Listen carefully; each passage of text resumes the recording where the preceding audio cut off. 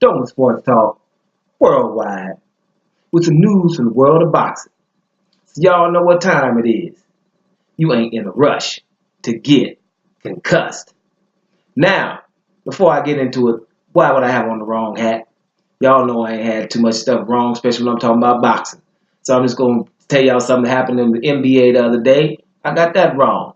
It was a little dust up between Draymond Green and Kevin Durant for the Golden State Warriors. For you NBA people, bear with me. Well, they had a dust up a little bit, a misunderstanding. So I did a video saying, hey, I'm on Draymond Green's side all the way. Because, I didn't know all the details, but from what I heard, he had said it was a bitch-ass move for Kevin Durant to come to that team after that team had won the most games in the history of basketball in the regular season, 73 games. Then one of the best players in the NBA want to come to that team after losing to them in the playoffs. And I thought that it was a bitch-ass move, right? But after hearing most of the details, I know Draymond Green goes off and his team suspended Draymond Green, right? So after hearing most of the details, finding out that he's called Durant, that B word, right? Guess where you don't go? You don't go there. So I'm wrong about that. That means, they both wrong here. It's not only Draymond Green, but Draymond Green, you went over the line. You crossed the line. You ain't calling no other man the B word. You're lucky he didn't swing on you. Now, I know how you're supposed to be bad and everything, but you're still supposed to get swung on when you go that far, right? These men just don't want to get fined. So therefore, okay, they both wrong on this one because I ain't letting Durant get off the hook neither because my point still stands. If a team wins 73 games and they got the best shooters the world has ever seen, they do not need you on that team if you're supposed to be one of the top two players in the league. Then you went over there and got artificial titles with Golden State. But that's enough to that. I just wanted to put that on the wrong hat. Feel me? Now let's talk the heavyweight division. We got the bad fight, the biggest one of the year, between Deontay Wilder and Tyson Fury on December the 1st, guys. That's the one.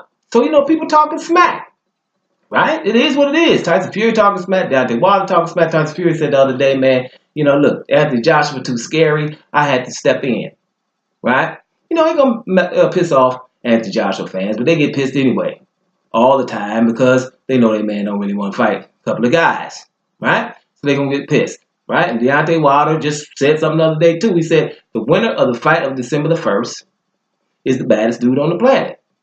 Period. And Deontay Wilder's not the only one that thinks that. A lot of people in the industry. Whole lot of people. You remember, mad at him. You're mad at him. We just named all kind of people that saying the same thing or pretty much something similar. It is what it is. So Deontay Wilder says that. And he says basically the reason why is because Joshua can't beat me. He can't beat Tyson Fury, and he can't beat Ortiz, Louis the Real King Kong Ortiz, that guy that needed a fight on December the 1st, right? That nobody want to fight him. All those wannabes, the Dillian Whites and the Jarrell Millers of the world who could have done that and put their names, right in the middle of everything, didn't do it. That's the guy. So, there's a few people that Joshua could fight to just shut up everybody, right? But it ain't happening, right? It would be somebody like Dillian White has to be the guy on April 23rd, April 13th, I think it is, has to be that guy. Ortiz is right there. Can make a big statement, Ortiz, right? But whatever. That's what I'm just saying. So there's another thing. And then there's a few people that always coming in, well, Deontay Wilder, you got a pen, sign a contract. Ain't nobody signed no contract for $15 million to fight nobody. That was for one in September. You missed it, and it ain't happening. Don't even come talking that kind of way to somebody like that. And let me just tell you this for those kind of people that saying that, right? Joseph Parker, who I got love for, he got 35% for fighting Anthony Joshua. He had the WBO title, which he got from a vacant title by barely beating Andy Ruiz. But he beat Andy Ruiz, but also he was at home. I don't know how that fight would have played out as Andy Ruiz home. But a close fight, he got a vacant title. But he had a title. So a unification title, right? They got a unification match, which was worth 35%. So what do you think? You think an undisputed heavyweight title match is worth less? An undisputed heavyweight title is worth less than that?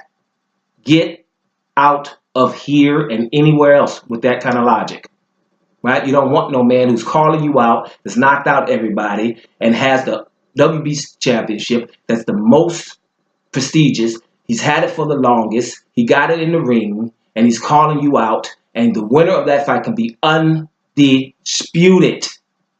That's worth less than the fight with Joseph Parker? What logic do you have? You don't want nobody. You need to want that title. You need to want that title. Your fans need to want that title, no matter who's carrying it. If it's Tyson Fury after December the 1st, you got to get that one. And if it costs you 40% or 50%, you still got to get that one. Because you're talking about your legacy now, aren't you? And that's the quickest way to get your legacy. Y'all got to think about that. Dome Sports Talk Worldwide. And I'm up out of here, y'all.